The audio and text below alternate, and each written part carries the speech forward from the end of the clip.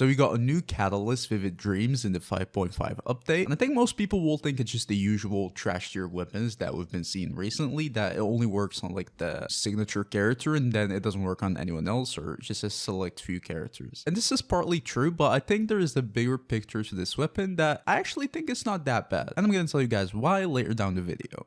But right now, first of all, let's start with just explaining the weapon's base stats. It's gonna be pretty simple, just 674 base attack at level 90 and then 44% crit damage, which is pretty good base stats. This is already good as a stat stick, especially compared to like the other catalysts we have right now. We rarely have like actual good catalysts, even early catalysts in the game. Compared to them, it's a normal stat stick. Now, where it actually gets more interesting is the passive. Even with the first line of the passive, first of all, attack is gonna be increased by 28%. That's actually a pretty good increase for just a flat increase from the passive, by the way. That's because if we look at most 5-star weapons, especially the ones that give attacks as a flat increase, we have, for example, the Cash Flow Supervision, which is Rizley's weapon. It's only going to give you a 16% attack increase, like a flat increase. So yeah, this 28% attack increase is actually higher than average in terms of like raw stats that you're just going to get flat by equipping this weapon. And that means just by equipping this weapon as a stat stick, it's going to give you 674 base attack, 44% crit damage, and then a 28% attack increase, which is already a super good stat stick. In my opinion, I already think it's much better than like half of the catalysts we have in the game. But now, continuing with the rest of the passive, which is where the problems start, you have when you use a plunging attack, you're going to gain the Dawn First Hue effect. It's just going to increase the crit damage of your plunging attacks by 28%. So when you first use a plunging attack, your second plunging attack's crit damage is going to be increased by 28%. Obviously, the problem here is that you'll need to use a plunging attack first, so that's only going to work on plunging attack characters, and it's only going to buff plunging attacks. So it's not only characters who can plunge to activate the passive, no, it only buffs plunge attacks too, so only characters that deal damage using plunge attacks are going to be able to use it. Second part of the passive is that after using elemental skill or burst, you're going to gain another effect that's going to increase your plunging attacks crit damage too by 40%, which is a much bigger increase than the previous part. Both these two effects are going to have like a duration of 15 seconds, but they're going to be cancelled 0.1 after you do a plunging attack. So with each effect, you'll need to keep like activating it every time you use it for one plunging attack, and then that's it. That means for this weapon's passives to be active, you need to keep hitting opponents with your plunging attacks, and you also need to have consistent elemental skill or burst usage. Now, obviously with this information alone, the only characters who can actually use this weapon are going to be Varesa, obviously. She's going to be a plunging attack main DPS, and she can use this weapon very properly. Low skill cooldown, she can activate everything, and yeah, it's going to be buffing her plunging attacks by a huge amount, which is pretty good. And that's pretty much it, really. If we're looking for like conventional characters with the current builds, this is genuinely probably the only character who can use it. Now, you can argue Xianyun, but she's not really a main DPS like that. If you're using her as a main DPS, then yes, this weapon is also going to be good on Xianyun, but for normal use support Xianyun, it's not really going to be a good weapon. So yeah, the only actual user for this weapon in like normal conditions is going to be Varesa. And for that, yeah, this passive is going to be pretty limited in terms of that 68% crit damage that you can only get for your plunging attacks.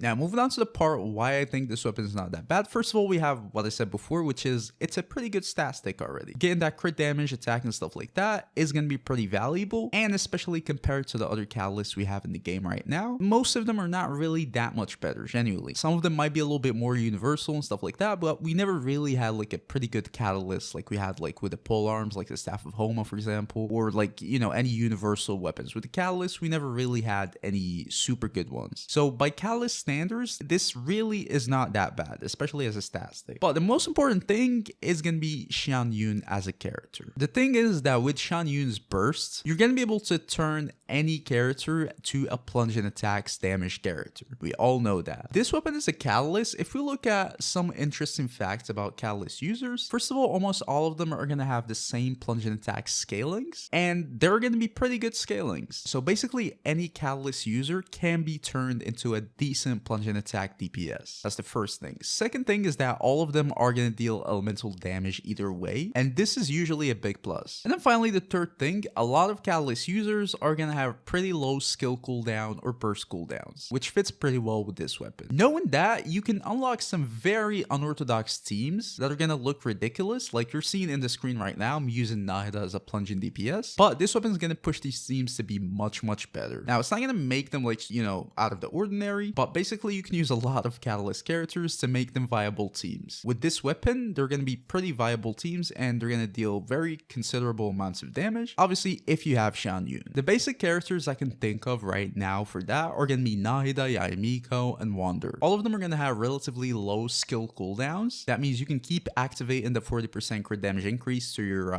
plunging attacks, and then if you play them with Xianyun, you can just keep plunging with these characters and deal like pretty decent amounts of damage. Your teams in general are going to look like this, you know, the character, the main DPS, Xianyun, that's going to be very necessary for this to even work, and then the rest are going to be either shielders or buffers. Mainly you just want to target them towards your main DPS, like what they need, what they prefer, and stuff like that. If they prefer attack, crit, whatever. But yeah, the basic thing you're going to need is just going to be Xianyun. This is going to be very important for any of these teams to work. If you do that, you can unlock a whole new weird area of teams where usually they won't be as good, but with this weapon buffing plunging attacks that much, they're actually going to be pretty usable. And you can keep changing the character literally, and usually it's just going to work fine. Like you can just remove Naida, put Yaimiko, and it's going to work. Suddenly you have a whole new team. But yeah, as I said, this weapon is just going to unlock a whole new like team's niche where you can just switch any character, use it with Xianyun and this weapon, and you're going to have probably a decent plunging attack team. Example, like the Nahida team you're seeing right now. Obviously this weapon is not equipped still, and this is like C4 Nahida, I think. But with this weapon, this team is going to be just much better. Same thing with Yaimiko, same thing with like Wander, even characters with high skill cooldown. Now you won't be able to use this weapon very efficiently on them, but it's still going to work. Like Grizzly, for example, I don't know, like Selali, Molani, whatever. Obviously they won't be their best teams, but hey, it's still usually going to work.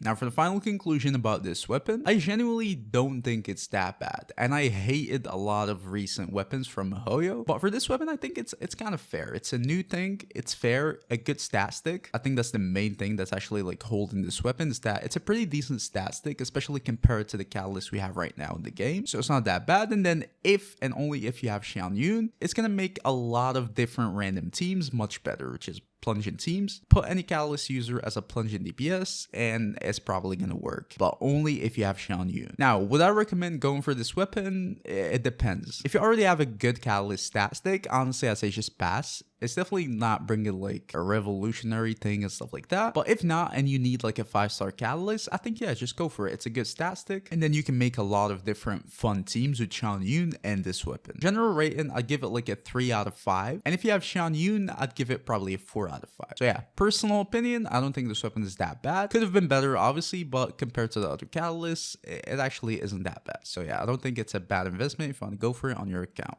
But yeah, that was the video, guys. If you enjoyed it, please don't forget to leave a like, subscribe to the channel. I will see you guys in the next video. Peace.